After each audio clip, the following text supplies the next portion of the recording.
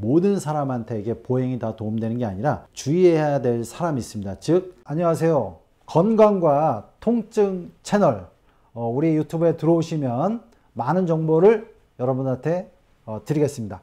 구독과 좋아요.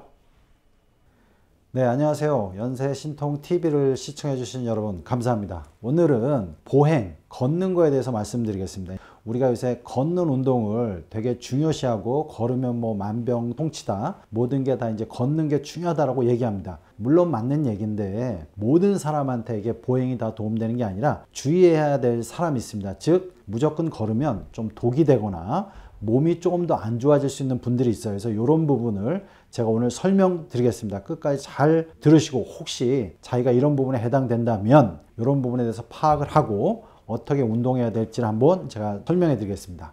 먼저 제가 이제 발의 모형을 가지고 있는데, 보행을 할 때는 언제나 이제 뒤꿈치를 딛고 디딜 때 발바닥이 약간 바깥쪽을 먼저 디디면서 그 다음에 점점 안쪽으로 이렇게 발이 회내된다 그래요. 회내. 안쪽으로 이렇게 겹쳐지면서 땅의 접지면을 넓히면서 접착력을 증가시킨 후에 족저근막의 긴장도를 증가시켜서 엄지발가락을 구부리고 탄력을 만들어 가면서 이렇게 튕겨 나가듯이 가는 게 정상적인 보행의 메커니즘입니다. 근데 이제 이렇게 정상적인 보행의 메커니즘인데, 중요한 거는 우리가 보행이 너무 중요하지만 이 보행이 잘 되려면 이 발에 조건이 잘 맞아야 되는데, 특징적으로 양발에 조건이 맞아야 돼요. 그 의미는 뭐냐면 양쪽이 똑같이 아치를 잘 형성하고 있다면 문제가 없지만, 예를 들어 상대적으로 한쪽 발은 더 평발이고 한쪽 발은 상대적으로 더 요족이면 보행 패턴이 깨지게 됩니다. 우리가 이제 걸을 때 그냥 걷는 게 아니죠. 예를 들어서 우리가 이제 발을 딛는다면 이렇게 발이 아까 회내가 된다 그랬는데, 이렇게 회내가 되는 것만이 아니라 회내가 될 때 우리가 앞에 있는 경골과 비골이 안쪽으로 이렇게 돌게 됩니다. 디디면서 안쪽으로 돌아요.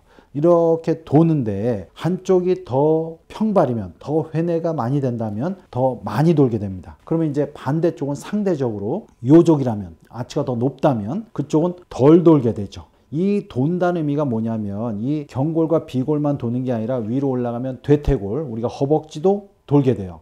근데 허벅지가 돌게 되는데 더 도는 쪽의 골반이 앞으로 끌려 내려갑니다. 즉, 걸을 때 골반의 움직임이 이렇게 유기적으로 되는 게 아니라 좀 더 한쪽으로 더 평발이 된 쪽으로 앞쪽으로 이렇게 자꾸 낑겨 나간다는 거죠. 한마디로 대칭적으로 유기적으로 되는 게 아니라 이런 식으로 한쪽으로 더 텐션이 걸린다는 거죠. 한쪽으로.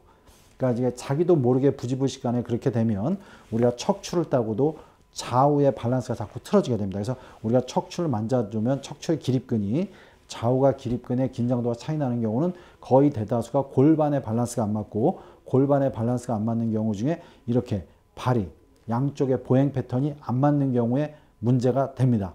이런 경우는 이제 보행하고 아치를 잡아주는 거를 정확히 검사해서 해야 되는데, 본인이 좀 이제 이런 부분에 저거한다면 무조건 걷는 게 아니라 계속 주기적으로 걸으면서 종아리를 스트레칭하거나 아치를 올려주는 형식의 운동 있죠. 발가락을 꼼지락꼼지락 하는 운동, 이런 걸 하셔야 됩니다. 그래서 양쪽을 할 때 더 발바닥에 힘이 없는 쪽을 좀 더 우리가 발가락을 꼼지락꼼지락 하는 운동을 해서 아치를 좀 올려주는 걸 좀 노력할 필요가 있어요.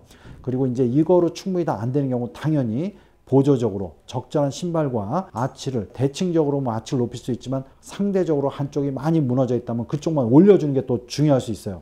이런 부분이 자가적으로 좀 하기 어려운 부분은 병원의 도움을 받는 게 좀 도움이 되겠고요. 두 번째는 뭐냐면 우리가 걸을 때 그냥 걷는 게 아니라 무릎이 쭉 펴져야 됩니다. 근데 이제 무릎이 마지막에 쭉 펴지지 않는 경우가 있습니다. 걸을 때 무릎이 쭉 펴지면서 뒤꿈치를 딛는 게 되게 중요한데, 이렇게 쭉 펴지지 않는 경우, 그런 장애가 한쪽으로 오는 경우가 있어요. 나이 드신 분들은 무릎이 미세하게 좀 약간 구부러져서 걷는 경우가 있는데, 양쪽에 다 있는 경우도 있지만 한쪽이 더 심한 사람이 있습니다. 젊은 사람들 중에도 이런 분들이 많아요. 그래서 그런 걸 어떻게 확인하냐면, 무릎을 뒤쪽으로 이렇게 좀 구부렸다 뒤쪽으로 쭉 밀을 때, 이제 한쪽을 쭉 밀을 때 이런 느낌하고, 이렇게 쭉 뒤로 폈을 때 우리가 뒤쪽이 쭉 펴져야 되죠. 그래야 우리가 걸을 때 마지막에 쭉 피면서 이제 디디면서 걸어 나가는 건데, 이렇게 쭉 할 때 오른쪽하고 이제 예를 들어서 왼쪽은 쭉 펴진데 오른쪽이 좀 덜 펴진다. 그러면 이 뒤쪽에 햄스트링이라든가 비복근이라든가 이런 근육이 긴장된 거예요. 그러면 무릎이 충분히 안 펴지기 때문에 양쪽의 보행 패턴이 또 깨집니다. 그러면 이제 무릎이 좀 더 안 좋아질 수도 있고, 무릎이 충분히 안 펴지면 다리 길이가 또 차이가 나서 골반의 밸런스를 깨트리게 돼요. 그런 경우는 이제 그냥 걷는 게 아니라 우리가 햄스트링 스트레칭이라든가 비복근, 종아리 근육 스트레칭이라든가 허리가 닿지 않게 허리를 쪽으로 숙여서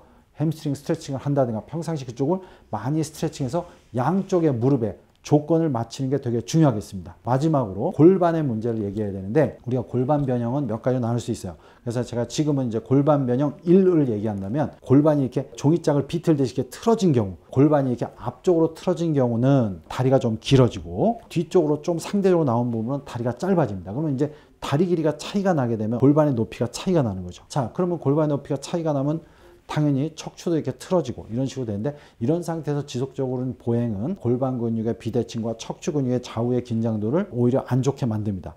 자, 이런 경우가 대표적인 게 뭐냐면, 여러분들이 이제 느끼는 사람들도 있는데, 청계천이나 이런 데를 걷는다면 오른쪽 왼쪽 보행로마다 약간 기울기가 있죠. 물이 이제 배수가 되게끔. 예를 들어서 오른쪽이 좀 높게 돼 있는데 자기 다리가 오른쪽이 길다.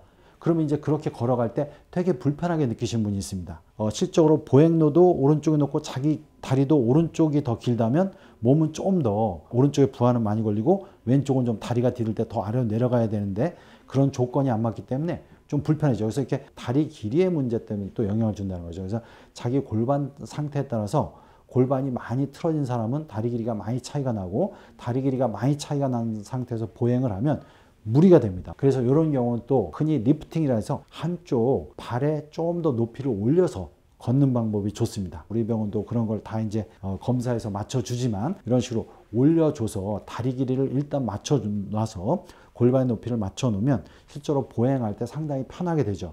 그래서 이런 골반의 문제까지 이런 걸 다 해결해야 우리가 걸어도 정확하게 운동이 되죠. 이런 기능적인 문제가 해결이 안 되고 보행을 계속 한다면 자기도 모르게 부지불식간에 척추의 문제라든가 무릎의 문제라든가 발의 문제를 좀 유발하게 됩니다. 그래서 자꾸 보행했더니 문제가 된다면 이런 부분을 꼭 확인하시고 제대로 대처하셔서 걷는 운동을 하시는 게 여러분들의 건강에 도움이 되겠습니다.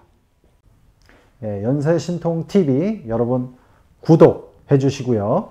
여러 영상이 있습니다. 이렇게 참조해 주시기 바랍니다.